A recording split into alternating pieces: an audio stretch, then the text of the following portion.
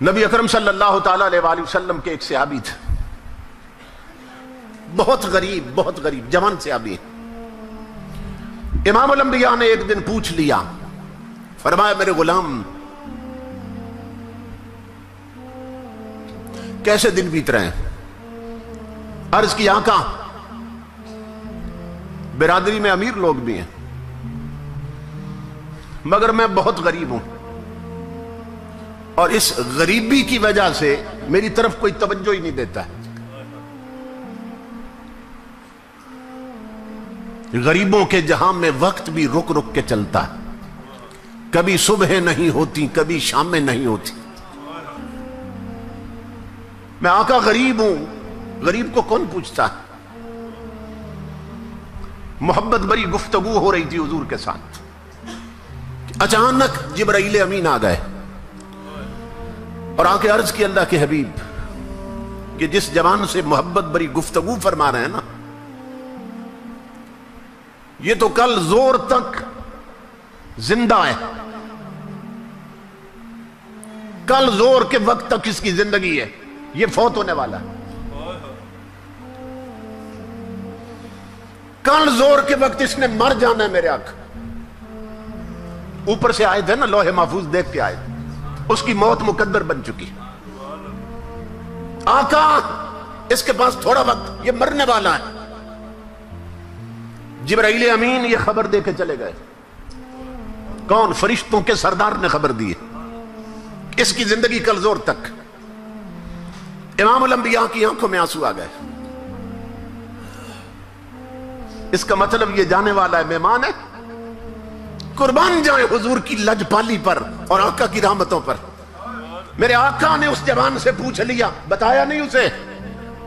میرے آقا نے فرمایا، او جوان تیری زندگی کی کوئی بہت بڑی حسرت ہو مجھے بتاؤ تاکہ پوری کر دی جائے۔ اس کی آنکھوں سے آنسو بہہ نکلے۔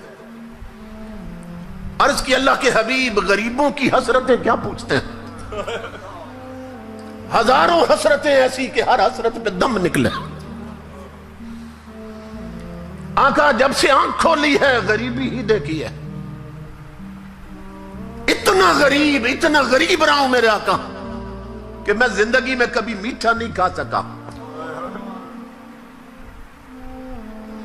میرے آقا آپ نے پوچھ لیا تو اب عرض کرتا ہوں، دو حسرتیں ہیں جو زندگی بھر پریشان کرتی رہی ہیں، لیکن غریبی نے ایسے پنجے گاڑے تھے کہ وہ حسرتیں پوری نہ ہو سکیں۔ امام الانبیاء نے فرمایا کیا؟ عرض کی آقا ایک تو زندگی میں کبھی میٹھا نہیں کھایا، اور دوسری حسرت یہ تھی آقا میں جوان بھی ہوں، آپ کا غلام بھی ہوں، کاش کوئی نیک بیوی مجھے مل جاتی، کوئی شریک زندگی مل جاتی، کوئی زندگی کا اچھا ساتھی مل جاتا۔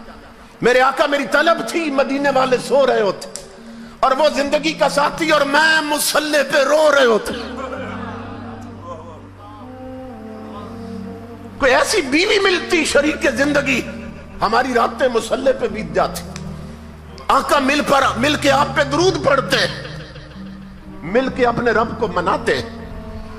کوئی نیک شریف بیوی مل جاتی، مگر غریبی نے ایسے پنجے گاڑے ہیں کہ نہ کوئی رشتہ دیتا ہے اور نہ کبھی میٹھا کھا سکا۔ قربان جائیں حضور کی رحمت پر۔ امام الانبیاء نے فرمایا بلال عثمان غنی کو بلاؤ، صدیق اکبر کو بلاؤ، حضرت علی المرتضیٰ کو بلاؤ۔ اصحاب کو بلایا حضور نے اور اس جوان سے پوچھا تیری نظر میں کوئی رشتہ ہے؟ اس نے عرض کی آقا میرے چچا کی جوان بیٹی ہے، نیک بھی ہے شریف بھی ہے، مگر غریبی کی وجہ سے توجہ نہیں کرتا۔ امام الانبیاء نے اس کے چچا کو بلایا، فرمایا تیاری کر، اپنی بیٹی کو جا کے دلہن بنا، اسی وقت میں نے تیری بیٹی اسے دے دی ہے، ابھی رخصتی ہونی، ابھی نکاح ہونا ہے۔ عثمان غنی کو فرمایا، حضرت علی المرتضیٰ کو فرمایا جاؤ ان دونوں کے لیے کپڑے لاؤ۔ کسی صحابی کو فرمایا برتنوں کا انتظام کرو، کسی کو فرمایا چارپائیاں لاؤ، کسی کے ذمہ چادریں لگا دی حضور نے، سارا جہیز اکٹھا کر لیا حضور نے، اور عثمان غنی کو فرمایا اس کے لیے ایسا حلوہ بناؤ جو کبھی نہیں بنایا ہوگا، قربان جائیں کہ کل اس نے چلے جانا ہے، آج دونوں حسرتیں پوری کر دو اس کی۔ اتنا بھلا تو ماں نہیں چاہتی جتنا حضور چاہتے ہیں۔ امام الانبیاء کے غلاموں، مسجد نبوی میں اس کا ابھی حضور نے نکاح پڑھا دیا۔ ایک صحابی سے فرمایا تیرا گھر خالی ہے، تو اسے دیتا ہے؟ اور اس کی آقا قربان، فرمایا اس گھر میں اس کی بارات لے جاؤ، دلہن بھی پہنچاؤ، حلوہ بھی پہنچاؤ، سامان بھی پہنچاؤ۔ امام الانبیاء کے غلاموں، سب کچھ پہنچ گیا۔ جب دوسرا دن آیا نا، رات گزری، تو امام الانبیاء نے ایک صحابی کو فرمایا تم زور کے وقت نا اس گھر کے پاس چلے جانا، وہ جس دولہے کی کل شادی کی ہے، اور تم عصر تک نا گھر کے گرد چکر لگانا، اس گلی سے گزرتے رہنا، اور سننا کہ اندر سے رونے کی آواز تو نہیں آئی، اور جو ہی رونے کی آواز آئے مجھے بتانا تو نے آ کے۔ تاجدار انبیاء کے غلاموں، وہ صحابی عصر تک وہاں رہے۔ گلی میں جب جائے اندر سے ہنسی کی آواز آئے، خوشی کی آواز تو آئے، رونے کی نہ آئے۔ عصر کا وقت ہوا، وہ حضور کی بارگاہ میں حاضر ہوئے۔ امام الانبیاء نے فرمایا میرے غلام کیا خبر ہے؟ عرض کی آقا وہاں تو کوئی رونا نہیں ہے، اندر سے تو ہنسی کی آواز آ رہی، اندر سے تو خوشیاں پنپ رہی۔ امام الانبیاء سجدے میں گرے، مولا یہ کیا راز ہے؟ جبریل فرشتوں کا سردار ہے، اس نے خبر دی تھی کل زور کے وقت جوان نے فوت ہو جانا ہے، اور ابھی تک وہاں رونے کی آواز نہیں آئی، اندر خوشیاں ہنسی ہیں۔ مولا کیا راز ہے؟ اللہ رب العزت نے آواز دی میرے حبیب مجھے اپنی عزت کی قسم جو جبریل نے بتایا تھا سچ بتایا تھا، تقدیر یہی تھی آج اس جوان نے مر جانا ہے، زور کے وقت فوت ہونا ہے، لیکن میرے حبیب جب آپ نے اس کی شادی کر کے سامان بھیجا، کھانے کا انتظام بھی آپ نے کیا تھا، جب آپ نے کھانا بھیجا نا تو عشاء کے وقت دلہا دلہن نے جب دسترخوان لگایا کھانے کے لیے،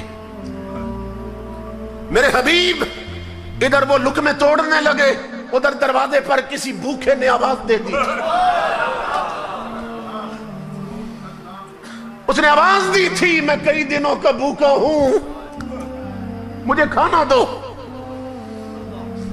جسے آپ نے دولہا بنایا تھا اس نے دلہن سے کہا، اس نے کہا میرے لیے یہی کافی ہے، مجھے تیرے جیسی شریف بیوی مل گئی، یہی کافی ہے کہ تیرا نکاح حضور نے میرے ساتھ کیا، تو اگر تو اجازت دے تو یہ سارا اٹھا کر فقیر کو نہ دے دے۔ اللہ رب العزت فرما رہا میرے حبیب جو میٹھا اس نے کبھی نہیں کھایا تھا آج ملا وہ بھی اس نے میرے نام پہ دے دی۔ تو جب روٹی اور حلوہ پہنچا نا فقیر کی جولی میں، فقیر نے ہاتھ اٹھائے، مولا ان کی خوشیاں سلامت رکھنا، اس جوڑی کو خوشیاں دینا، انہیں اولاد دینا۔ اے میرے حبیب مجھے اپنی عزت کی قسم، تقدیر وہی تھی کہ اس نے مر جانا ہے، لیکن جب غریب کے ہاتھ اٹھے ہیں میں نے تقدیر بدل کر زندگی بڑھا دی ہے۔ نعرہ تکبیر، نعرہ رسالت، نعرہ رسالت، نعرہ حیدری، تاجدار ختم نبوت، عظمت و شان مصطفیٰ کریم۔ سبحان اللہ، سبحان اللہ۔ اس لیے میری ماں بہنوں بیٹیوں، میرے بزرگوں اور جوانوں، اڑوس پڑوس میں دیکھو کوئی بھوکا تو نہیں سو گیا، کوئی بیمار تو نہیں، دوائی کے لیے تو نہیں تڑپتا ہے، کوئی بچے ایسے تو نہیں تمہاری سرپرستی کے محتاج تو نہیں ہیں۔ ان کے آنسو صاف کرو، اللہ کی عزت کی قسم اگر ان کے ہونٹوں پہ مسکراہٹ آئے گی مدینے والا قبر میں خوش ہوگا، خدا حشر میں خوش ہوگا۔